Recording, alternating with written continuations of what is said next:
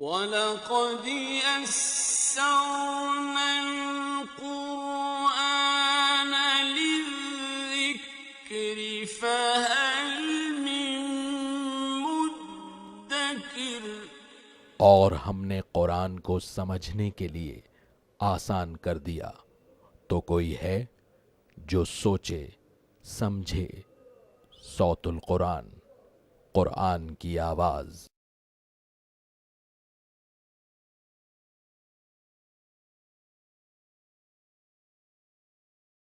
نحمده ونصلي على رسوله الكريم، اما بعد فاعوذ بالله من الشيطان الرجيم، بسم الله الرحمن الرحيم۔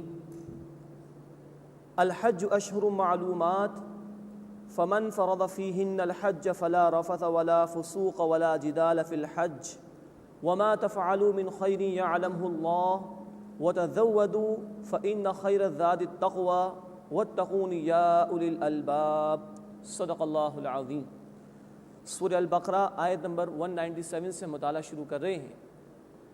آخری 22 رکوع نبی کریم صلی اللہ علیہ وسلم کی امت سے براہ راست خطاب پر مشتمل ہے، اور عرض کیا جا چکا ہے کہ اس مقام پر 4 باتیں دہرا کر آ رہی ہیں: عبادات، معاملات، مال کے ذریعے جہاد، اور جان کے ذریعے جہاد یعنی قتال فی سبیل اللہ۔ اب ہم دیکھ رہے ہیں کہ جو 25واں رکوع شروع ہو رہا ہے، اس میں ایک مرتبہ پھر حج کے حوالے سے گفتگو بیان ہو رہی ہے۔ فرمایا الحج اشہر معلومات، حج تو ہے معلوم مہینوں کا۔ اب اس کے متعلق بھی سمجھنا چاہیے کہ قرآن کی تشریح اور قرآن کی وضاحت رسول اکرم صلی اللہ علیہ وسلم کی احادیث مبارکہ سے ملتی ہے۔ اب حج کے معلوم مہینے کون سے ہیں، قرآن ہمیں اس کے متعلق کچھ نہیں بتاتا، یہ تفصیل ہمیں رسول اکرم صلی اللہ علیہ وسلم کی سنت سے ملتی ہے، اور وہ یہ ہے کہ شوال کا مہینہ، ذی قعدہ کا مہینہ اور ذی الحجہ کے ابتدائی 10 دن یہ حج کے ایام ہیں۔ مراد یہ کہ ان ایام میں کوئی شخص چاہے تو حج کی نیت سے احرام باندھ سکتا ہے، شوال، ذی قعدہ اور ذی الحجہ کے ابتدائی دن۔ تو فرمایا کہ الحج اشہر معلومات، حج تو ہے معلوم مہینوں کا۔ اب اس کے بعد چند آداب بیان کیے جا رہے ہیں حج کے حوالے سے۔ فمن فرض فیہن الحج، بس جس نے اس میں حج لازم کر لیا، مراد ہے کہ ان مہینوں میں جس نے حج کی نیت کر لی، فلا رفث، بس نہ تو وہ کوئی بے حیائی کی بات کرے، ولا فسوق، نہ وہ نافرمانی کا کوئی کام کرے، ولا جدال فی الحج، اور نہ ہی حج میں جھگڑنے کی کوشش کرے۔ یہ آداب ہیں جو حج کے حوالے سے بیان کیے جا رہے ہیں۔ وما تفعلوا من خیر یعلمہ اللہ، اور تم جو کوئی بھی نیکی کرو گے اللہ اسے خوب جانتا ہے۔ مراد یہ کہ یہ حج کی ادائیگی یہ نمود و نمائش کے لیے نہ ہو، کسی کو دکھانے کے لیے نہ ہو، اس لیے کہ بندہ جو عمل بھی کرتا ہے اللہ کے علم میں ہے، تو بندے کا ہر عمل اللہ کی رضا کے لیے ہونا چاہیے۔ وَتَزَوَّدُوا، اور زاد راہ لے لیا کرو، جو بھی راستے کے اور سفر کے اخراجات ہیں اس کو لے لیا کرو۔ فَإِنَّ خَيْرَ الزَّادِ التَّقْوَىٰ، بے شک بہترین زاد راہ بچنا ہے، یعنی سوال سے بچنا ہے۔ بخاری شریف میں اس کی تفصیل آئی ہے۔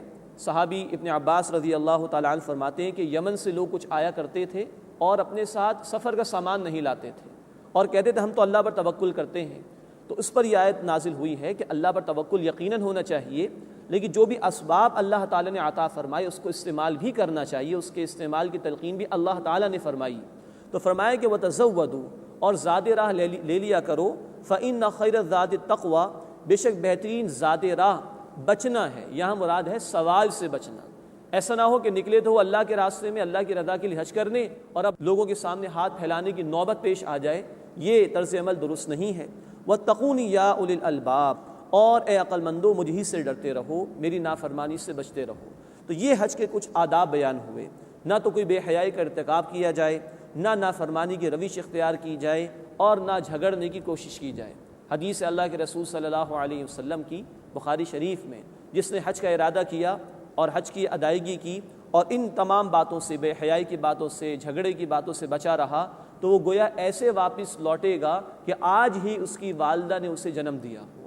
اللہ تعالی ہمیں بھی حج کی سعادت عطا فرمائے، اور ان آداب کا لحاظ رکھتے ہوئے یہ ذمہ داری اور یہ فریضہ ادا کرنے کی توفیق عطا فرمائے۔ مزید فرمائے کہ اس میں کوئی ریاکاری نہیں ہونی چاہیے، کوئی دکھاوا نہیں ہونا چاہیے، اور جو بھی اسباب کے تحت انسان کو چیزیں اختیار کرنی چاہیے، زاد راہ لینی چاہیے، وہ بھی لینے کی کوشش کرنی چاہیے، تاکہ کسی کے سامنے ہاتھ نہ پھیلانا پڑے۔ اس کے بعد مزید حج کے حوالے سے کچھ باتیں اور کلیریفیکیشنز دی جا رہی ہیں۔ ایک مسئلہ لوگوں میں یہ پیدا ہو گیا تھا، بخاری شریف میں اس کی تفصیل ہے کہ بعض لوگوں نے حج کے موقع پہ تجارت کرنا شروع کی تو لوگوں نے اعتراض کر دیا کہ بھائی اللہ کی عبادت کرنے آئے ہو کہ تجارت کرنے آئے ہو؟ تو اس کو واضح کیا گیا، فرمایا کہ لیس علیکم جناح، تم پر کوئی حرج اور کوئی گناہ نہیں ہے، ان تبتغوا فضلا من ربکم، کہ تم اپنے رب کے فضل میں سے کچھ تلاش کر لو۔ مراد یہ کہ ٹھیک ہے، اصل شے تو یہ مقصود ہے کہ انسان حج کی ادائیگی کے لیے جائے تو فریضے کی ادائیگی اس کے پیش نظر ہو، لیکن اگر ساتھ ہی کوئی تجارت ہو جائے تو کوئی حرج کی بات نہیں۔ ہاں اس میں یہ روش جو آج ہمارے معاشرے میں بعض لوگوں میں دیکھی گئی ہے کہ سارا مسئلہ ہی بزنس کا ہوتا ہے، چلیے پھر حج بھی ادا کر لیں گے۔ تو اگر حج کی امپورٹنس سیکنڈری لیول کی ہو گئی ہے، ضمنی نوعیت کی ہو گئی ہے، تو یہ معاملہ تو بڑا خطرناک ہے۔ لیکن انسان جائے حج کے فریضے کی ادائیگی کے لیے اور ساتھ ہی کوئی تجارت کو لین دین بھی ہو جائے تو کوئی حرج کی بات نہیں۔ فرمایا کہ فَإِذَا أَفَضْتُم مِّنْ عَرَفَاتٍ، پھر جب تم عرفات سے لوٹو، فَاذْكُرُوا اللَّهَ عِندَ الْمَشْعَرِ الْحَرَامِ، تو اللہ کا ذکر کرو مشعر حرام کے نزدیک۔ مراد مزدلفہ، 9 ذی الحجہ ہے یوم عرفہ جسے کہا جاتا ہے، اور یہ حج کا سب سے بڑا رکن ہے، بلکہ مسند احمد کی حدیث ہے، اللہ کے رسول صلی اللہ علیہ وسلم نے فرمایا الحج عرفہ، حج تو عرفہ کا نام ہے، باقی جو بھی ارکان ہے اس میں سے کسی کی عدم ادائیگی ہو گئی، کوئی کوتاہی ہو گئی تو اس کا کفارہ دینا ممکن ہے، لیکن حج کے ایام میں 9 ذی الحجہ کو جو عرفات کے میدان میں حاضری ہے، کوئی اگر وہاں نہیں پہنچ سکا تو اس کی کوئی کفارے کی صورت ہی نہیں۔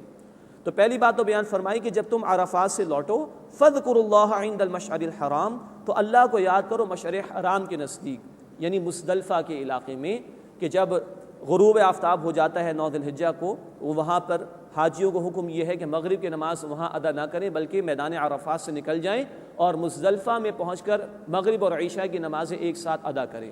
تو فرمایا گیا کہ وہاں پر بیٹھ کر، وہاں پر موجود رہتے ہوئے اللہ رب العزت کا ذکر کرو۔ وَاذْكُرُوهُ كَمَا هَدَاكُمْ، اور اللہ کو یاد کرو جیسے کہ اس نے تمہیں ہدایت عطا فرمائی۔ وَإِن كُنتُم مِّن قَبْلِهِ لَمِنَ الضَّالِّينَ، اور اس سے پہلے تو تم لوگ ناواقف لوگوں میں سے تھے، اللہ نے اپنے حبیب صلی اللہ علیہ وسلم کے ذریعے سے تمہیں تعلیمات عطا فرمائی، تو جیسے جیسے انہوں نے تمہیں سکھایا ویسے ویسے ایام حج میں اللہ تعالیٰ کا ذکر کرو، اس کو یاد کرو۔ ثُمَّ أَفِيدُ مِنْ حَيْثُ أَفَادَ النَّاسِ، پھر تم لوٹو جہاں سے لوگ لوٹتے ہیں۔ یہ اصل میں اشارہ ہے قریش مکہ کی طرف۔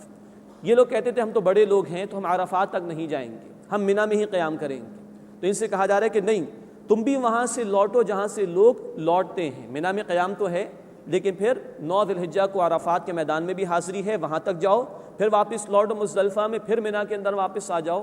تو جہاں تک اور لوگ جا رہے ہیں اور وہاں سے لوٹ کر واپس آ رہے ہیں، اے قریش مکہ تم بھی وہاں جاؤ اور وہاں سے لوٹ کر آؤ۔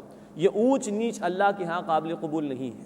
واستغفر اللہ، اور اللہ سے مغفرت طلب کرو، ان اللہ غفور الرحیم، بے شک اللہ تعالیٰ بہت بخشنے والا، مسلسل رحم فرمانے والا ہے۔ فَإِذَا قَضَيْتُم مَنَاسِكَكُمْ، پھر جب تم حج کے مناسک ادا کر لو، فَاذْكُرُوا اللَّهَ، تو اللہ کا ذکر کرو، كَذِكْرِكُمْ آبَاءَكُمْ، جیسا کہ تم اپنے باپ دادا کا ذکر کیا کرتے تھے، انہیں یاد کیا کرتے تھے، او اشد ذکرا، یا اس سے بھی زیادہ ذکر کرو۔ یہ اشارہ اس بات کی طرف ہے کہ زمانے جاہلیت میں حج کا اہتمام تو کیا کرتے تھے لیکن کئی بدعات اور غلط رسومات ان لوگوں نے شامل کر دی تھی، تو ان مبارک مقامات پر بجائے اس کے کہ اللہ کو یاد کیا جائے، اپنے باپ داداؤں کے قصے کہانی لے کر یہ لوگ بیٹھ جایا کرتے تھے۔ تو فرمایا کہ جب مناسک کی ادائیگی ہو جائے تو اللہ کا ذکر کرو، اللہ کو یاد کرو، اور اپنے باپ دادوں کو جو تم یاد کیا کرتے تھے اس سے بڑھ کر اللہ تعالیٰ کا ذکر کرو۔ اس کے بعد قرآن حکیم نے 2 کردار بیان کیے ہیں۔ ایک کردار وہ ہے کہ جو دنیا پرست ہے، دنیا کا طالب ہے، اور وہ چاہتا ہے کہ سب کچھ اللہ یہی دنیا میں عطا فرما دے، اور ایک کردار وہ ہے کہ جو اہل ایمان کا کردار ہے، کہ جو دنیا میں بھی حسنہ مانگتے ہیں اللہ تعالیٰ سے، اور اصل زندگی یعنی آخرت کی کامیابی کے لیے اللہ سے دعا کرتے ہیں۔ فرمایا فَمِنَ النَّاسِ مَن يَقُولُ، بس لوگوں میں سے تو کوئی وہ بھی ہیں جو کہتے ہیں رَبَّنَا آتِنَا فِي الدُّنْيَا، اے ہمارے رب ہمیں دنیا ہی میں عطا فرما دے، وَمَا لَهُ فِي الْآخِرَةِ مِنْ خَلَاقٍ، اور فرمایا کہ آخرت میں ان کے لیے کوئی حصہ نہیں ہے۔ یہ دنیا پرست لوگ ہیں، اللہ تعالیٰ اس سے ہماری حفاظت فرمائے۔ بعض لوگ وہ بھی دکھائی دیتے ہیں کہ جو جاتے حج کی ادائیگی کے لیے ہیں لیکن دنیا ہی دنیا مانگ رہے ہوتے ہیں اللہ تعالیٰ سے، تو فرمایا کہ ان کے لیے آخرت میں کوئی حصہ نہیں۔ یہ دنیا پرستانہ کردار ہے، دنیا پرست آدمی کا کردار ہے۔ اس کے برعکس دوسرا کردار فرمایا وَمِنْهُمْ مَنْ يَقُولُ اور لوگوں میں سے وہ بھی ہیں ربنا جو یہ دعا مانگتے ہیں کہ اے ہمارے رب آتنا فی الدنیا حسنا ہمیں دنیا میں حسنا عطا فرما وفی الآخرۃ حسنا اور آخرت میں بھی حسنا عطا فرما وقنا عذاب النار اور ہمیں آگ کے عذاب سے بچا لے۔ یہ ہے ایک متوازن کردار، بیلنسڈ پرسنالٹی، اس کا طرز عمل کہ اللہ دنیا میں بھی حسنا عطا فرما۔ ہمارا دین ترک دنیا کی تلقین نہیں کرتا، رہبانیت کی بات نہیں کرتا، وہ کہتا ہے دنیا میں رہو۔ سورۃ القصص کے رکوع نمبر 8 میں انشاءاللہ ہم پڑھیں گے قارون کے واقعے کے ضمن میں، وہاں ہدایت کی گئی کہ وَلَا تَنْسَ نَصِيبَكَ مِنَ الدُّنْيَا دنیا میں سے اپنے حصے کو مت بھلاؤ۔ یہاں جو بھی اللہ نے وسائل عطا فرمائے ہیں، جو بھی روزی کے ذرائع ہیں، جائز ذرائع اختیار کرو، اپنی ضروریات کو پورا کرو۔ تو یہاں بھی حسنہ مانگنی ہے، اور اس کو اس اعتبار سے بھی سمجھیے کہ حسنہ سے مراد کیا ہے کہ اللہ جو بھی نعمت عطا فرما ہدایت کے ساتھ عطا فرما، اس لیے کہ سب سے بڑی نعمت ہدایت کی نعمت ہے۔ ہدایت ہے تو مال، اولاد، صحت بھی نعمت، اور اگر ہدایت دی تو ہر شے وبال جان بن جائے گی، جبکہ اس کی جواب دہی ہمیں کرنی آخرت میں مشکل پیش آ جائے گی۔ تو اہل ایمان کی روش یہ ہے کہ وہ یہ دعا کرتے ہیں کہ اے ہمارے رب ہمیں دنیا میں حسنہ یعنی بھلائی عطا فرما، اور آخرت میں بھی حسنہ یعنی بھلائی عطا فرما، وقنا عذاب النار اور ہمیں آگ کے عذاب سے محفوظ فرما۔ اے اللہ ہمیں بھی آگ کے عذاب سے محفوظ فرما۔ مزید نوٹ فرمائی کہ یہ دعا تھی جو رسول اکرم صلی اللہ علیہ وسلم کو بڑی محبوب تھی۔ فرض نمازوں کے بعد بھی آپ صلی اللہ علیہ وسلم اپنی دعاؤں میں اس دعا کا اہتمام فرماتے تھے۔ مزید یہ کہ طواف کے دوران رکن یمانی اور حجر اسود کے درمیان جو علاقہ ہے، اس کے دوران جو ہے رسول اکرم صلی اللہ علیہ وسلم طواف میں یہی دعا فرماتے تھے، ربنا آتنا فی الدنیا حسنہ وفی الآخرۃ حسنہ وقنا عذاب النار۔ ایسے لوگوں کے متعلق آگے فرمایا اولئک لہم نصیب مما کسبوا، یہی لوگ ہیں کہ جن کے لیے حصہ ہے اس میں سے جو انہوں نے کمایا، جو بھی انہوں نے محنت کی، اللہ ان کا اجر و ثواب ان کو عطا فرمائے گا۔ واللہ سریع الحساب اور اللہ جلد حساب لینے والا ہے۔ اللہم حاسبنا حسابا یسیرا، اے اللہ ہمارے حساب کو آسان فرما۔ یہ دعا سکھائی رسول اکرم صلی اللہ علیہ وسلم نے حضرت عائشہ رضی اللہ تعالی عنہا کو کہ یوں دعا کیا کرو کہ اللہ میرے حساب کو آسان فرما دے۔ وَاذْكُرُوا اللَّهَ فِي أَيَّامٍ مَّعْدُودَاتٍ اور تم اللہ کا ذکر کرو گنتی کے چند دنوں میں، یہ مقررہ دن ہے۔ اب مزید نوٹ فرمائیے قرآن اس کی تفصیل کے متعلق خاموش۔ سنت سے ہمیں معلوم ہوتا ہے کہ 10 ذی الحجہ کے بعد جو 3 دن ہیں 11، 12 اور 13 ذی الحجہ، ان ایام میں منی میں قیام ہوتا ہے، تو وہاں کنکریاں بھی مارنی ہیں اور وہیں قیام کرنا ہے، اور زیادہ سے زیادہ اللہ تعالیٰ کے ذکر اور اذکار کی کوشش کرنی ہے۔ تو سنت سے ہمیں معلوم ہوتا ہے کہ ان گنتی کے چند ایام سے مراد 3 دن ہیں، 11، 12، 13 ذی الحجہ۔ فرمایا کہ وَاذْكُرُوا اللَّهَ فِي أَيَّامٍ مَّعْدُودَاتٍ اور تم اللہ کا ذکر کرو گنتی کے چند دنوں میں۔ فَمَن تَعَجَّلَ فِي يَوْمَيْنِ بس جو 2 دن میں چلا گیا، فَلَا إِثْمَ عَلَيْهِ تو اس پر کوئی گناہ نہیں۔ 12 ذی الحجہ کی شام کو کوئی واپس جانا چاہے تو اس کی اجازت ہے، اس میں کوئی حرج کی بات نہیں۔ وَمَن تَأَخَّرَ اور جس نے تاخیر کی یعنی 13 ذی الحجہ تک وہاں موجود رہا، فلا اثم علیہ اس پر بھی کوئی گناہ کی بات نہیں، کوئی حرج کی بات نہیں۔ لمن اتقا اس کے لیے جس نے تقوی کی روش اختیار کی۔ اصل شے یہ ہے کہ آدمی چاہے 2 دن قیام کرے یا 3 دن قیام کرے، اصل مقصود ہو اللہ کی نافرمانی سے بچنا۔ اللہ معاف فرمائے کہ حج کے ایام میں دیکھا گیا ہے کہ بعض لوگ وہاں پر تاش کھیل رہے ہوتے ہیں اور خرافات کا ارتکاب کر رہے ہوتے ہیں، سگریٹ نوشی جیسی لت میں پڑے ہوتے ہیں، تو وہ 3 دن بھی اگر ٹھہر جائے تو یہ بالکل غیر مناسب طرز عمل ہے۔ نہیں، چاہے 2 دن قیام ہو چاہے 3 دن قیام ہو، اصل شے ہے لمن اتقا کہ جس نے اللہ کی نافرمانی سے بچنے کی روش اختیار کی۔ واتقوا اللہ اور اللہ کی نافرمانی سے بچو، واعلموا اور جان لو انکم الیہ تحشرون کہ تم سب کے سب اسی کی طرف جمع کیے جاؤ گے۔ اس کے بعد پھر قرآن نے 2 کردار بیان کیے ہیں۔ ایک وہ آدمی کہ جو دنیا کا طالب ہے، دنیا پرست ہے، پہلے اس کا کردار بیان کیا گیا، اور پھر وہ کردار بیان کیا گیا کہ جو آخرت کا طالب ہے۔ فرمایا وَمِنَ النَّاسِ مَن يُعْجِبُكَ قَوْلُهُ فِي الْحَيَاةِ الدُّنْيَا اور لوگوں میں سے کوئی ایسا بھی ہے کہ جس کی بات اے نبی صلی اللہ علیہ وسلم آپ کو متاثر کرتی ہے دنیا کی زندگی کے امور کے بارے میں۔ بعض مفسرین نے کچھ مخصوص نام بھی بیان کیے ہیں، لیکن قرآن حکیم کو ناموں سے زیادہ دلچسپی نہیں ہوتی، بلکہ قرآن وہ کردار ہمارے سامنے بیان کرتا ہے کہ جس کو ہم اپنے سامنے رکھ کر زندگی کا لائے عمل طے کر سکتے ہیں۔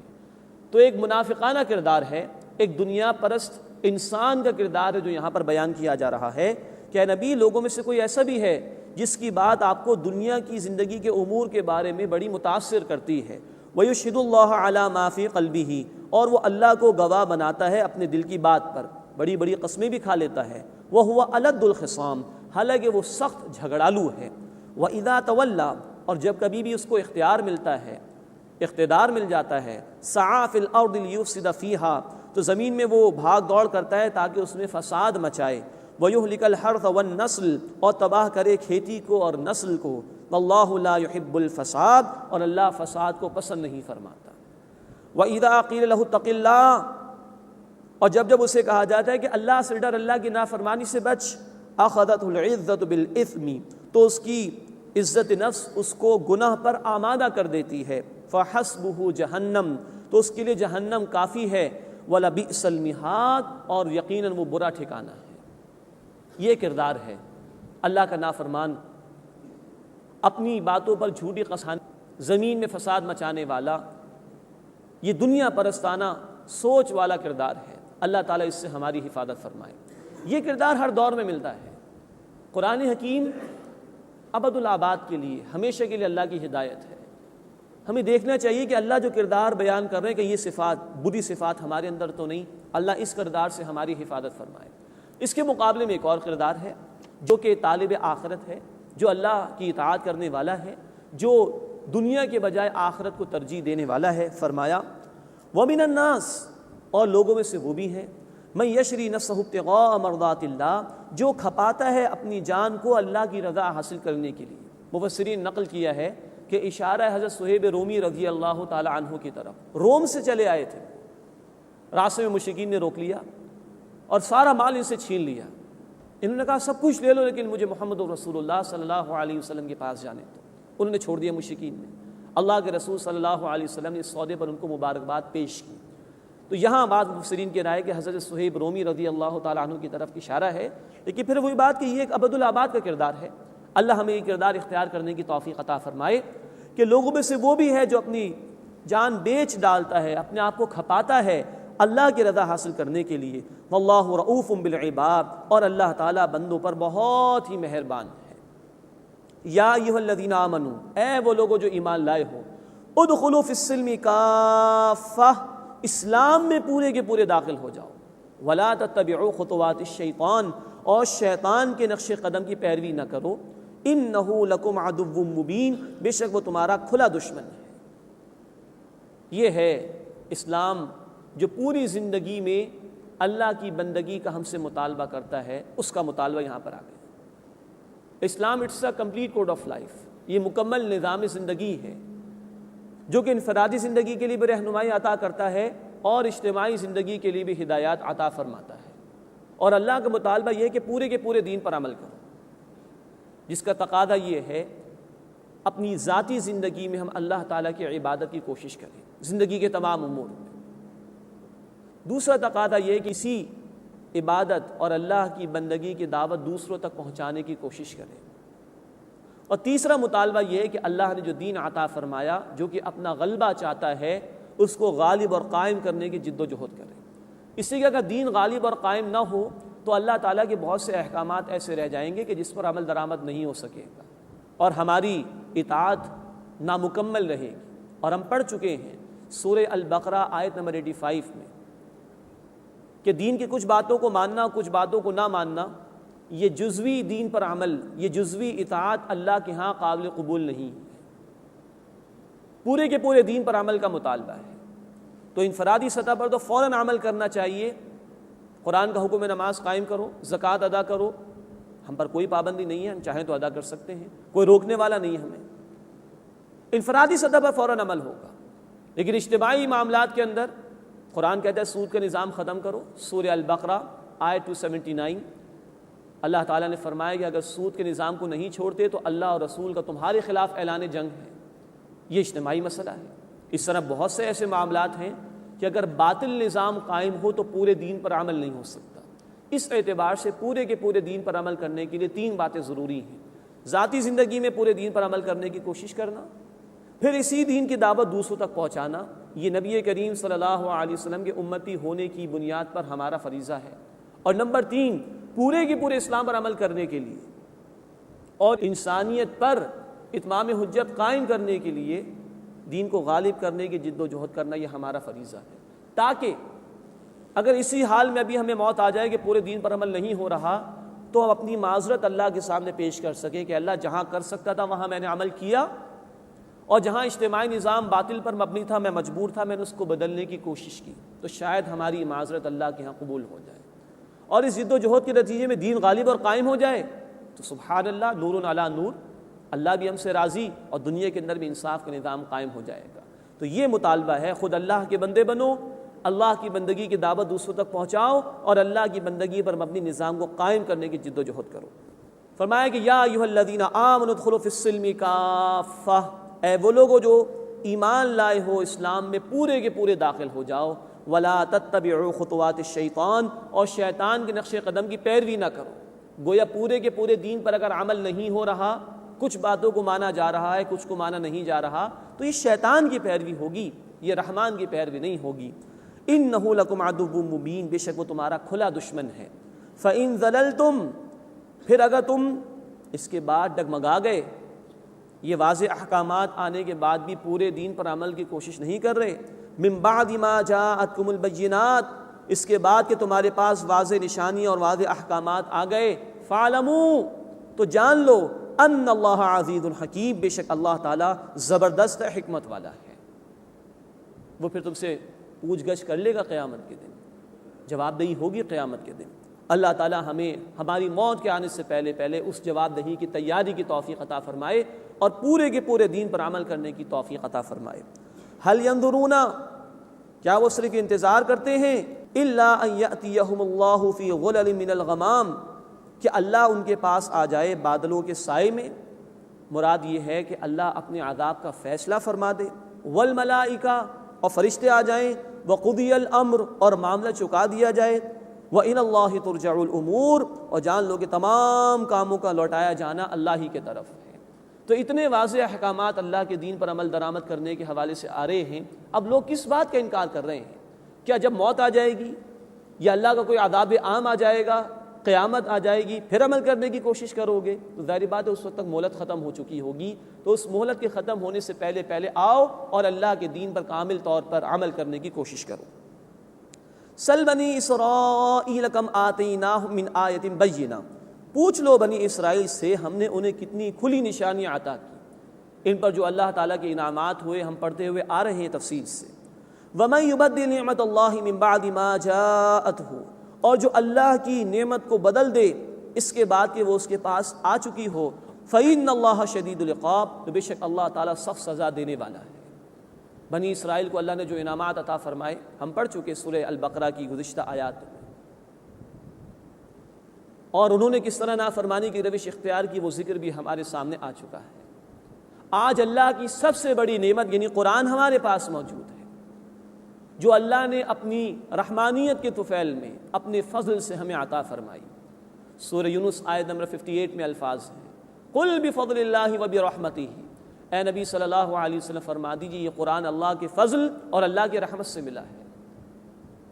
اتنی عظیم نعمت آ جانے کے بعد اگر کوئی شخص یا کوئی گروہ یا کوئی امت کسی اور شے کو ترجیح دے دے تو اس سے بڑی کوئی ناشکری نہیں ہو سکتی، اس سے بڑی کوئی بے عملی نہیں ہو سکتی۔ تو فرمایا کہ وَمَن يُبَدِّلْ نِعْمَةَ اللَّهِ مِن بَعْدِ مَا جَاءَتْهُ، جو اللہ کی نعمت کو بدل ڈالے اس کے بعد کہ وہ اس کے پاس آ چکی، فَإِنَّ اللَّهَ شَدِيدُ الْعِقَابِ، تو بے شک اللہ سخت سزا دینے والا ہے۔ اللہ ہمیں اس انجام بد سے محفوظ فرمائے اور اللہ اپنی اس کتاب سے ہمیں اپنے تعلق کو قائم کرنے کی اور اس کے تقاضوں پر عمل کرنے کی توفیق عطا فرمائے۔ زُيِّنَ لِلَّذِينَ كَفَرُوا الْحَيَاةُ الدُّنْيَا، آراستہ کر دی گئی ہے کفر کرنے والوں کے لیے دنیا کی زندگی، وہ خوب دیوانے ہو رہے ہیں اس کے پیچھے اور اسی دنیا کو سب کچھ سمجھ بیٹھے ہیں۔ وَيَسْخَرُونَ مِنَ الَّذِينَ آمَنُوا، اور وہ مذاق اڑاتے ہیں ان کا جو ایمان لائے۔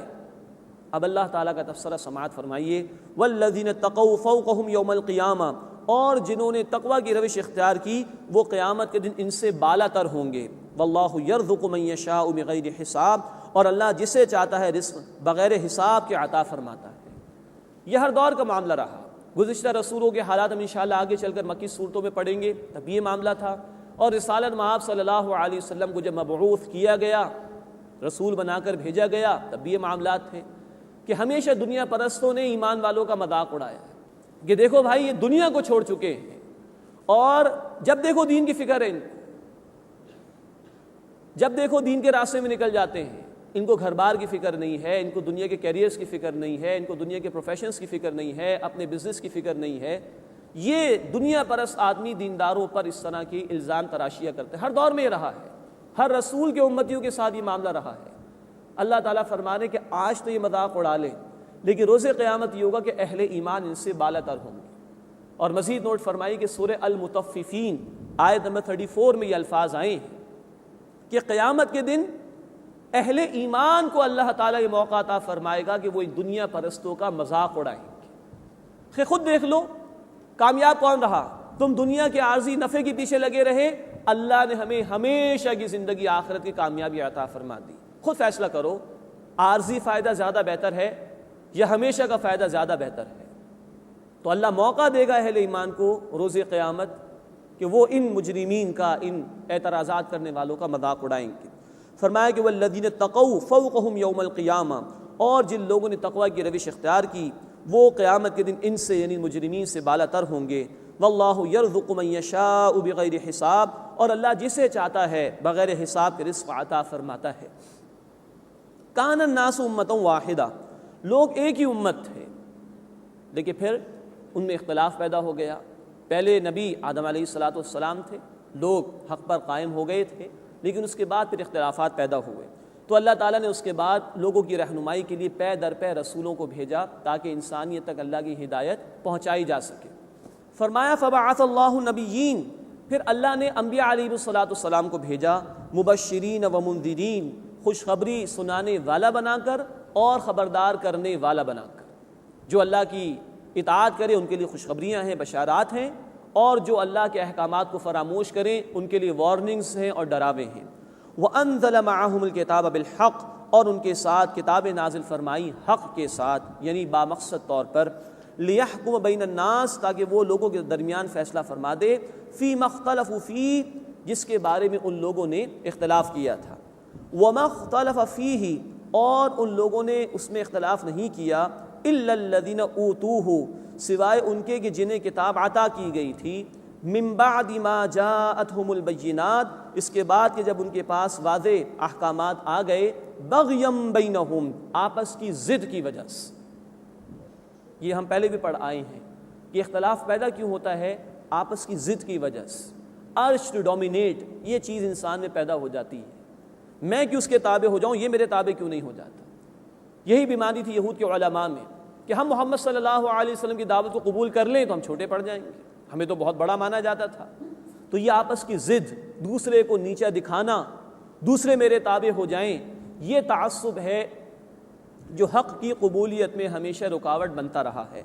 فَهَدَى اللَّهُ الَّذِينَ آمَنُوا لِمَا اخْتَلَفُوا فِيهِ مِنَ الْحَقِّ بِإِذْنِهِ، تو اللہ تعالیٰ نے ان لوگوں کو ہدایت عطا فرمائی جو ایمان لائے اس حق میں سے جو اللہ نے اپنے حکم سے عطا فرمایا، اس بارے میں جس میں انہوں نے اختلاف کیا تھا۔ یعنی اللہ تعالیٰ نے ایمان والوں کو ہدایت عطا فرما دی، جو اختلافات چلے آ رہے تھے اس کے حوالے سے اللہ تعالیٰ نے اپنے فضل سے، اپنے حکم سے حق میں سے اہل ایمان کو ہدایت عطا فرما دی اور وہ ہدایت پر گامزن ہو گئے۔ واللہ یہدی من یشاء الی صراط مستقیم، اور اللہ جسے چاہتا ہے سیدھے راستے کی طرف ہدایت عطا فرماتا ہے۔ اللہم اہدنا الصراط المستقیم، اے اللہ ہمیں بھی سیدھے راستے کی ہدایت عطا فرما۔ اس کے بعد بڑی انقلابی آیت آ رہی ہے قرآن حکیم کی، جنت کنہیں ملے گی اور کیا کچھ اس کے لیے کرنا ہوگا۔ فرمایا ام حسبتم ان تدخلوا الجنہ، کیا تم یہ خیال کرتے ہو کہ تم جنت میں داخل ہو جاؤ گے؟ ولما یأتکم مثل الذین خلوا من قبلکم، حالانکہ ابھی تم پر تو وہ حالات آئے نہیں جو تم سے پچھلے لوگوں پر آئے تھے۔ مستہم البأساء والضراء وذلزلوا، یہاں تک کہ ان پر سختیاں آئیں اور تکالیف آئیں اور وہ ہلا دیے گئے۔ حتی یقول الرسول والذین آمنوا معہ، یہاں تک کہ اس وقت کے رسول اور جو ان کے ساتھ ایمان لائے تھے وہ کہنے لگے متی نصر اللہ، اللہ کی مدد کب آئے گی؟ الا ان نصر اللہ قریب، آگاہ ہو جاؤ کہ اللہ کی مدد قریب ہی ہے۔ اتنا آزمائشوں سے گزارا گیا کہ وقت رسول کیا عالم ہوگا ایک رسول کے ایمان کا، لیکن وہ بھی کہہ رہے کہ اللہ تیری مدد کب آئے۔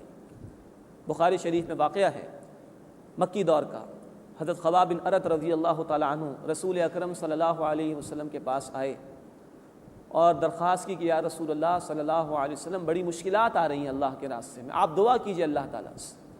اللہ کے رسول صلی اللہ علیہ وسلم کا چہرہ سرخ ہو گیا اور آپ نے فرمایا کہ تم سے پچھلے لوگوں پر اتنی مشکلیں آئی ہیں اللہ کے دین کے راستے میں، ان کو زندہ گاڑا گیا زمین کے اندر اور آروں سے چیر دیا گیا، ان کے جسموں پر لوہے کی کنگیاں چلا دی گئیں، لیکن یہ بات بھی ان کو حق کے راستے سے ہٹا نہیں سکی۔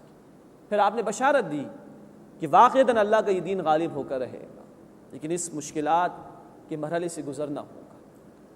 ہم پڑھ چکے سورہ البقرہ آیت نمبر 155 میں، وَلَنَبْلُوَنَّكُمْ بِشَيْءٍ مِّنَ الْخَوْفِ وَالْجُوعِ وَنَقْصٍ مِّنَ الْأَمْوَالِ وَالْأَنفُسِ وَالثَّمَرَاتِ، ہم لازماً تمہاری آزمائش کریں گے، خوف کے ذریعے سے، بھوک کے ذریعے سے، جان اور مال کے نقصان کے ذریعے سے، اور پیداوار اور پروڈکشن کے نقصانات کے ذریعے سے۔ یہ آزمائشیں سے تو آنی ہیں، ان سے گزر کر پھر اللہ تعالیٰ جنت عطا فرمائیں گے۔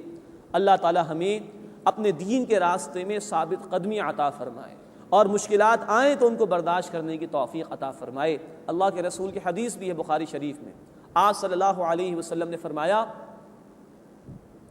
کہ جنت کو مشکلات سے گھیر دیا گیا ہے، ان سے گزر کر ہی جنت کا راستہ جاتا ہے۔ اللہ تعالیٰ ہمیں اپنے دین کے راستے میں ثابت قدمی عطا فرمائے۔ اس کے بعد انفاق کے حوالے سے گفتگو آ رہی ہے، جیسے کہ عرض کیا گیا تھا کہ عبادات، معاملات، جان سے جہاد، مال سے جہاد، یہ باتیں بار بار دہرائی جا رہی ہیں۔ یسألونک ماذا ینفقون، اے نبی صلی اللہ علیہ وسلم پوچھتے ہیں آپ سے کہ کس پر خرچ کریں۔ اللہ نے خرچ کرنے کا حکم دیا، وَمِمَّا رَزَقْنَاهُمْ يُنْفِقُونَ۔ اہل ایمان کی صفت ہم نے بالکل شروع میں پڑھی سورہ البقرہ کے، اللہ تعالیٰ نے فرمایا کہ جو رزق ہم نے انہیں عطا فرمایا اس میں سے وہ خرچ کرتے ہیں۔ تو اب صحابہ سوال کر رہے ہیں، نوٹ فرمائیے صحابہ کرام کے سوالات عملی ہوتے تھے۔ یسألونک، اس طرح کے 14 سوالات تقریباً قرآن حکیم میں آئے ہیں، صرف 14 سوالات۔ صحابہ عمل زیادہ کرتے تھے۔ آج ہمارے مجموعی مزاج یہ ہو گیا کہ سوالات بہت زیادہ ہوا کرتے ہیں۔ اللہ ہمیں جو علم ہم حاصل کریں اس پر عمل کی توفیق عطا فرمائے اور بامقصد سوالات کرنے اور ان پر عمل کرنے کی توفیق عطا فرمائے۔ یسألونک ماذا ینفقون، اے نبی صلی اللہ علیہ وسلم آپ سے سوال کرتے ہیں کس پر خرچ کریں۔ اب ترتیب بیان کی جا رہی ہے، قل ما انفقتم من خیر، اے نبی صلی اللہ علیہ وسلم فرما دیجئے تم جو بھی مال میں سے خرچ کرو، فللوالدین والاقربین والیتامى والمساکین وابن السبیل، تو وہ ہے ماں باپ کے لیے، ان کا حق سب سے پہلے، اور رشتہ داروں کے لیے، اور یتیموں اور محتاجوں کے لیے، اور مسافروں کے لیے۔ یہ ترتیب بیان ہوئی۔ مسافر کا معاملہ یہ کہ وہ اگر اپنے شہر یا اپنے ملک سے باہر کہیں گیا اور مجبور ہو گیا تو اس کی مدد کرنی چاہیے۔ وما تفعلوا من خیر، اور جو کوئی تم نیکی میں سے کرو گے، فإن اللہ بہ علیم، تو بے شک اللہ تعالیٰ اسے جاننے والا ہے۔ اب یہ انفاق کے بعد جہاد بالنفس کا ذکر آ رہا ہے، یعنی قتال فی سبیل اللہ کا۔ کتب علیکم القتال، تم پر قتال کرنا، جنگ کرنا فرض کیا گیا ہے۔ وہو کرہ لکم، اور وہ تمہیں ناگوار لگ رہی ہے۔ وعسیٰ ان تکرہوا شیئا، اور ممکن ہے کہ تم ایک چیز کو ناپسند کرو، وہو خیر لکم، اور وہی تمہارے لیے بہتر ہو۔ وعسیٰ ان تحبوا شیئا، اور ممکن ہے کہ تم کسی چیز کو پسند کرو، وہو شر لکم، اور وہی تمہارے لیے بری ہو۔ واللہ یعلم، یہ ہے اصل بات، اور اللہ جانتا ہے۔ وانتم لا تعلمون، اور تم نہیں جانتے۔ تو اپنی عقل کے مقابلے میں اللہ کے علم، اللہ کے حکمت پر یقین رکھو، وہ جو حکم بھی دے گا سراسر تمہارے نفع اور بھلے کے لیے ہوگا۔ تو فرمایا کہ جنگ کرنا تم پر فرض کیا گیا، لیکن یہ بات تمہیں ناپسند آ رہی ہے؟ فرمایا کہ نہیں، ممکن ہے ایک چیز کو تم اچھا سمجھو وہی تمہارے لیے بری ہو۔ بچہ ہے، وہ انگاروں کی طرف بڑھنا چاہتا ہے، اس کو روشنی نظر آتی ہے، ہم اس کا ہاتھ ہٹا دیتے ہیں، وہ سمجھتا ہے کہ میرے ساتھ ظلم ہو رہا ہے، حالانکہ یہی اس کے ساتھ رحمت ہے کہ انگاروں سے اس کو بچایا جائے۔ کڑوی دوائی کسی کو پلائی جا رہی ہے، وہ کہہ رہے ہیں بہت ہی بری ہے، بہت ہی خراب ہے، لیکن اسی کڑواہٹ میں اصل میں تاثیر ہے، سمجھ میں نہیں آتی بات۔ تو اللہ جانتا ہے، تم نہیں جانتے، تو اپنی عقل کے مقابلے میں اللہ کے حکم پر یقین رکھو اور ان تقاضوں پر عمل کرو۔ یہ ہے قتال کے حوالے سے جو فرضیت کا معاملہ یہاں پر اللہ رب العزت نے بیان فرمایا۔ اس کے بعد اشہر حرم، یعنی جو محترم مہینے ہوتے ہیں ان میں جنگ کے حوالے سے ایک مسئلہ پیش آیا تھا، اس کا حکم بیان کیا جا رہا ہے۔ یسألونک عن الشہر الحرام قتال فیہ، اے نبی صلی اللہ علیہ وسلم وہ آپ سے سوال کرتے ہیں حرمت والے مہینے میں جنگ کے بارے میں۔ قل قتال فیہ کبیر، اے نبی صلی اللہ علیہ وسلم فرما دیجئے کہ ان میں جنگ کرنا بڑی بات ہے، یعنی گناہ ہے، لیکن وصد عن سبیل اللہ، اور اللہ کے راستے سے روکنا، وکفر بہ، اور اللہ کا انکار کرنا، والمسجد الحرام، اور مسجد حرام سے روکنا، واخراج اہلہ منہ، اور اس کے لوگوں کو وہاں سے نکالنا، اکبر عند اللہ، یہ اللہ کے نزدیک زیادہ بڑا گناہ ہے۔ تو یہ ہے جو اصولی بات یہاں پر بیان ہو رہی ہے۔ حرمت والے مہینے، رجب کا مہینہ، ذی قعد، ذی الحجہ اور محرم کا مہینہ، یہ 4 مہینے حرمت والے تھے۔ ایک مرتبہ واقعہ پیش آ گیا وادی نخلا میں، صحابہ اکرام رضی اللہ تعالی عنہم اجمعین کا ایک دستہ گیا تھا وہاں پر، اور یہ جمادی الثانی کی 30 تاریخ صحابہ اکرام نے سمجھی تھی، جبکہ رجب کا مہینہ شروع ہو چکا تھا اور اس کی 2 تاریخ تھی۔ یہ غلط فہمی ہو گئی تھی بعض صحابہ کو، اور جھڑپ ہو گئی ایک مقام پر اور ایک مشرک مارا گیا۔ تو انہوں نے واویلا مچا دیا کہ بھئی یہ کیسے مسلمان ہیں، یہ محترم مہینوں کا لحاظ ہی نہیں رکھتے، اور انہوں نے جنگ کرنا شروع کر دی ہے۔ اس پر اللہ تعالیٰ نے فرمایا کہ ٹھیک ہے، حرمت والے مہینوں میں جنگ کرنا پسندیدہ نہیں ہے، گناہ ہے، لیکن یہ کہ اللہ کے راستے سے روکنا، اللہ کا انکار کرنا، مسجد حرام سے روکنا، وہاں کے رہنے والوں کو وہاں سے نکالنا، یہ اللہ کی نگاہوں میں زیادہ بڑا گناہ ہے۔ والفتنة اکبر من القتل، اور فتنہ قتل سے بھی زیادہ بڑی بات ہے۔ فتنہ وہ حالات کہ جس میں اللہ کی کامل بندگی ممکن نہ ہو، باطل نظام موجود ہو تو اللہ کے احکامات پر کامل طور پر عمل درآمد نہیں ہو سکتا۔ تو فرمائے کہ والفتنة اکبر من القتل، اور فتنہ قتل سے بھی زیادہ بڑا گناہ ہے، اور یہ فتنے کو ختم کرنے کے لیے قتال کا حکم ہے۔ سورہ البقرہ آیت نمبر 193 اور سورۃ الانفال آیت نمبر 39 میں یہ بات بیان کی گئی کہ قتال کرو ان کے خلاف یہاں تک کہ فتنہ باقی نہ رہے اور دین یعنی سسٹم آف لائف کل کا کل اللہ تعالیٰ کے لیے ہو جائے۔ وَلَا يَزَالُونَ يُقَاتِلُونَكُمْ، اور وہ ہمیشہ تم سے لڑتے رہیں گے، حَتَّى يَرُدُّوكُمْ عَنْ دِينِكُمْ إِنِ اسْتَطَاعُوا، یہاں تک کہ اگر وہ کر سکے تو تمہیں تمہارے دین سے ہی پھیر دیں، اگر ممکن ہو تو ان کی تو کوشش ہوگی کہ تمہیں تمہارے دین سے ہی پھیر دیں۔ وَمَن يَرْتَدِدْ مِنْكُمْ عَنْ دِينِهِ، اور جو کوئی تم میں سے اپنے دین سے پھر جائے گا، فَيَمُتْ وَهُوَ كَافِرٌ، اور مر جائے کہ اس حال میں کہ وہ کافر ہی ہو، فَأُولَٰئِكَ حَبِطَتْ أَعْمَالُهُمْ فِي الدُّنْيَا وَالْآخِرَةِ، تو یہی وہ لوگ ہیں کہ جن کے اعمال ضائع ہو گئے دنیا اور آخرت میں۔ وَأُولَٰئِكَ أَصْحَابُ النَّارِ، اور یہی لوگ آگ والے ہیں، ہم فیہا خالدون، اس میں ہمیشہ ہمیشہ رہیں گے۔ اللہم اجرنا من النار، اے اللہ ہمیں آگ کے عذاب سے محفوظ فرما۔ تو یہ قتال ہونا چاہیے تاکہ زمین پر اللہ کا نظام نافذ ہو اور لوگوں کو انصاف بھی میسر آئے اور ان کا ایمان بھی محفوظ ہو۔ اور مسلمان اگر اس قتال کے فریضے پر عمل نہ کریں، اللہ کے دین کو قائم کرنے کی کوشش نہ کریں، تو عین ممکن ہے کہ اللہ کے دین کے باغی وہ ان پر غالب آئیں اور یہ مسلمان اپنے ایمان سے بھی ہاتھ دھو بیٹھیں، ارتداد کر لیں گے، ہمیشہ ہمیشہ کے لیے جہنم ان کا ٹھکانہ بن جائے گی۔ اللہ اس بات سے ہماری حفاظت فرمائے اور اپنے دین پر عمل کرنے اور اس کو غالب کرنے کے لیے محنت کرنے کی توفیق عطا فرمائے۔ ان الذین آمنوا، بے شک وہ لوگ جو ایمان لائے، والذین ہاجروا، اور جن لوگوں نے ہجرت کی، وجاہدوا فی سبیل اللہ، اور اللہ کے راستے میں جہاد کیا، اولئک یرجون رحمت اللہ، یہی لوگ ہیں جو اللہ کی رحمت کی امید رکھتے ہیں۔ واللہ غفور الرحیم، اور اللہ بہت بخشنے والا مسلسل رحم فرمانے والا ہے۔ پہلی بات یہ ہے کہ ان اعمال کے بعد انسان اللہ کی رحمت کی امید رکھ سکتا ہے۔ سورہ البقرہ آیت 78 میں ہم نے پڑھا اہل کتاب کے حوالے سے، سابقہ امت بنی اسرائیل کے یہود کے حوالے سے خاص طور پر، کہ خوش فہمیوں میں مبتلا ہیں، تمناؤں سے کچھ نہیں ہوتا۔ اللہ کی رحمت کے امیدوار بننا چاہتے ہو تو ایمان لاؤ، ہجرت بھی کرنی ہوگی، جہاد بھی کرنا ہوگا۔ اللہ کے رسول صلی اللہ علیہ وسلم کی حدیث ہے مسند احمد و جامع ترمذی میں، انی آمرکم بخمس، میں تمہیں 5 باتوں کا حکم دیتا ہوں، اور ایک اور روایت میں الفاظ ہیں اللہ امرنی بہن، اللہ نے مجھے ان باتوں کا حکم دیا ہے۔ تاکید ہو گئی، تاکید در تاکید ہو گئی۔ بالجماعتی، جماعت اختیار کرو۔ اس جماعت کا ڈسپلن کیا ہوگا، کس بنیاد پر وہ فارم ہوگی، والسمع والطاعت، سنو اور اطاعت کرو۔ ایک امیر ہوگا جس کے ہاتھ پر بیعت ہوگی، اس کا جو بھی حکم ہوگا شریعت کے دائرے کے اندر اس کو مانا جائے گا، یہ ڈسپلن ہے جماعت سازی کا۔ والہجرۃ والجہاد فی سبیل اللہ، اور ہجرت اور اللہ کے راستے میں جہاد کا میں تمہیں حکم دیتا ہوں۔ ہجرت کے معنی علیحدہ ہو جانا، اللہ کی نافرمانی کے کاموں سے علیحدہ ہو جانا، یہ ہجرت کا آغاز، اور اس کی انتہا یہ ہے کہ گھر بار کو چھوڑ دینا، اس سے علیحدہ ہو جانا اگر اللہ کی دین کا تقاضا ہو۔ جہاد کے معنی کوشش کرنے کے ہیں، اس کا آغاز نفس کے خلاف کوشش سے ہے تاکہ بندہ اللہ کی اطاعت پر کاربند رہ سکے، اور اس کی انتہا اللہ کے دین کے غلبے کے لیے اگر جنگ کی نوبت بھی آئے تو یہ کوشش بھی کرنی ہوگی، یہ جد و جہد بھی کرنی ہوگی، وہ انتہا ہے جس کو قرآن قتال کہتا ہے۔ اللہ ہمیں ان تقاضوں پر عمل کرنے کی توفیق عطا فرمائے، تبھی ہم اللہ کی رحمت کے امیدوار ہو سکتے ہیں۔ ان الذین آمنوا، بے شک وہ لوگ جو ایمان لائے، والذین ہاجروا، اور جن لوگوں نے ہجرت کی، وجاہدوا فی سبیل اللہ، اور اللہ کے راستے میں جہاد کیا، اولئک یرجون رحمت اللہ، یہی لوگ ہیں جو اللہ کی رحمت کی امید رکھتے ہیں، واللہ غفور الرحیم، اور اللہ بہت بخشنے والا مسلسل رحم فرمانے والا ہے۔ اس کے بعد شراب اور جوئے کے حوالے سے تفصیل بیان ہو رہی ہے، اور نوٹ فرمائیے کہ شراب کی حرمت کے حوالے سے، جوئے کی حرمت کے حوالے سے جو احکامات آئے ہیں وہ تدریجاً آئے ہیں، گریجولی آئے ہیں۔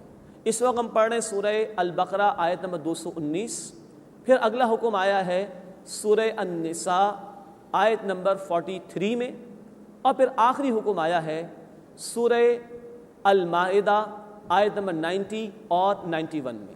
تو تدریجاً یہ احکامات آئے ہیں گریجولی، اس میں پہلا حکم بیان ہو رہا ہے، یسألونک عن الخمر والمیسر، اے نبی صلی اللہ علیہ وسلم وہ آپ سے سوال کرتے ہیں شراب اور جوئے کے بارے میں، قل آپ فرما دیجئے، فیہما اثم کبیر، ان دونوں میں بڑا گناہ ہے، ومنافع للناس، ہاں لوگوں کے لیے تھوڑا سا نفع بھی ہے۔ شراب پی لی، حقائق سے فرار اختیار کر لی، شاید تھوڑی دیر کے لیے انسان محسوس کرے کہ سکون مل گیا، جوا کھیل لیا، کبھی جیت گئے تو پیسہ مل گیا، لیکن چانس بہرحال ہے۔ تو فرمایا کہ اس میں گناہ بہت زیادہ ہے، ومنافع للناس، اور لوگوں کے لیے کچھ تھوڑے بہت فائدے بھی ہوں گے، لیکن وَإِثْمُهُمَا أَكْبَرُ مِن نَفْعِهِمَا، ان کا گناہ ان کے نفع سے زیادہ ہے۔ یہ ہے اصل مسئلہ۔ شراب میں کیا ہے؟ انسان زندگی کی حقیقت سے فرار اختیار کرتا ہے اور محنت سے جی چراتا ہے۔ جوئے میں بھی یہی ہے، محنت سے انسان جی چراتا اور چاہتا ہے کہ چانس کی بنیاد پر کچھ کما لو۔ تو فرمایا کہ وَإِثْمُهُمَا أَكْبَرُ مِن نَفْعِهِمَا، ان دونوں کا گناہ ان کے نفع سے بہت زیادہ ہے۔ وَيَسْأَلُونَكَ مَاذَا يُنْفِقُونَ، اور اے نبی صلی اللہ علیہ وسلم آپ سے سوال کرتے ہیں کہ وہ کیا خرچ کریں، کتنا خرچ کریں۔ پہلے ذکر آیا تھا کن پر خرچ کریں، ترتیب بیان کی گئی تھی، والدین، رشتہ دار وغیرہ۔ اب سوال ہو رہا ہے کتنا خرچ کریں، فرمایا قُلِ الْعَفْوَ، اے نبی صلی اللہ علیہ وسلم فرما دیجئے جو بھی ضرورت سے زائد ہو۔ یہ ایک اور انقلابی تعلیم دین کی، تمہارا اتنا ہی ہے جتنا تمہاری بنیادی ضروریات پوری ہو جائیں، اس کے سوا جو کچھ بھی ہے اصلاً وہ لوٹاؤ اللہ کی طرف واپس۔ لیکن نوٹ فرمائیے کہ یہ دین کا روحانی پہلو ہے، ایک دین کا روحانی نظام ہے، ایک دین کا قانونی نظام ہے۔ قانونی نظام فورس بھی کیا جائے گا، زکوٰۃ وصول کی جائے گی، لیکن روحانی نظام والنٹیئر بیسس پر ہے، اور یہی لوگ جو روحانی سطح پر زندگی بسر کرتے ہیں پیس میکر ہوتے ہیں سوسائٹی کے اندر، رول ماڈل ہوتے ہیں سوسائٹی کے اندر۔ تو روحانی سطح پر دین کی تعلیم یہ کہ جو ضرورت سے زائد ہے اس کو لگا دو۔ اب یہ ایک آئیڈیل ہمارے سامنے ہے، ہر انسان اپنی ڈیپتھ آف ایمان، اپنے ایمان کی گہرائی کے نتیجے میں دیکھے وہ کس حد تک جا سکتا ہے۔ قانونی سطح کیا ہے؟ زکوٰۃ کی ادائیگی کر دو، لیکن روحانی سطح پر کیا ہے؟ جو ضرورت سے زیادہ ہے وہ اللہ کے راستے میں لگا دو۔ اب یہ میدان کھلا ہے، اللہ ہمیں آگے بڑھنے کی توفیق عطا فرمائے۔ کذالک یبین اللہ لکم الآیات، اسی طرح اللہ تمہارے لیے اپنے احکامات واضح فرماتا ہے، لعلکم تتفکرون فی الدنیا والآخرہ، تاکہ تم غور و فکر کرو دنیا میں اور آخرت میں بھی۔ مراد ہے کہ دنیا کے متعلق بھی سوچو، دین رہبانیت نہیں سکھاتا، جائز ضروریات پوری کرو، جائز طریقے سے مال کماؤ، رہبانیت دین میں نہیں ہے، لیکن مقصود بناؤ آخرت کو، اصل توجہ آخرت کی طرف ہونی چاہیے۔ تو دنیا کی بھی فکر کرو، دیکھیں یہ ضرورت ہے بہرحال، اور آخرت کو مقصود بناؤ، محنت اصلاً ہونی چاہیے آخرت کے لیے۔ وَيَسْأَلُونَكَ عَنِ الْيَتَامَى، اب معاملات کا بیان آ رہا ہے یتیموں کے حوالے سے، اور اے نبی صلی اللہ علیہ وسلم آپ سے یتیموں کے بارے میں سوال کرتے ہیں۔ قل، آپ فرما دیجئے، اصلاح لہم خیر، ان کی اصلاح کرنا یہ بہتر ہے۔ وَإِن تُخَالِطُوهُمْ فَإِخْوَانُكُمْ، اور اگر تم ان کو شریک کر لو تو وہ تمہارے بھائی ہیں۔ مراد ہے کہ اپنے مال میں ان کا مال شریک کر لو، تم ان کی سرپرستی کر رہے ہو تو وہ تمہارے بھائی ہیں۔ وَاللَّهُ يَعْلَمُ الْمُفْسِدَ مِنَ الْمُصْلِحِ، اور اللہ جانتا ہے فساد کرنے والے کو اصلاح کرنے والے کے مقابلے میں۔ اصل میں یہ سورہ البقرہ مدنی صورت ہے۔ سورہ بنی اسرائیل کی آیت نمبر 34 میں حکم آیا تھا کہ یتیم کے مال کے قریب بھی نہ جاؤ۔ صحابہ پریشان ہو گئے تھے، اپنی ہانڈی یتیم کی ہانڈی الگ کر دی۔ اب کہا جا رہا ہے کہ نہیں، اتنی مشقت نہیں ہے، ان کے مال کو اپنے ساتھ ملا لو تو تمہارے بھائی ہیں۔ باقی رہا جو فساد کر رہا ہے تو اللہ اس کو جانتا ہے اصلاح کرنے والے کے مقابلے میں۔ وَلَوْ شَاءَ اللَّهُ لَأَعْنَتَكُمْ، اور اگر اللہ چاہتا تو ضرور تمہیں مشقت میں ڈال دیتا، لیکن اللہ نے ایسا نہیں کیا، آسانی فرمائی۔ ان اللہ عزیز حکیم، بے شک اللہ زبردست ہے، حکمت والا ہے۔ بارک اللہ لی ولکم فی القرآن العظیم ونفعنی وإیاکم بالآیات والذکر الحکیم۔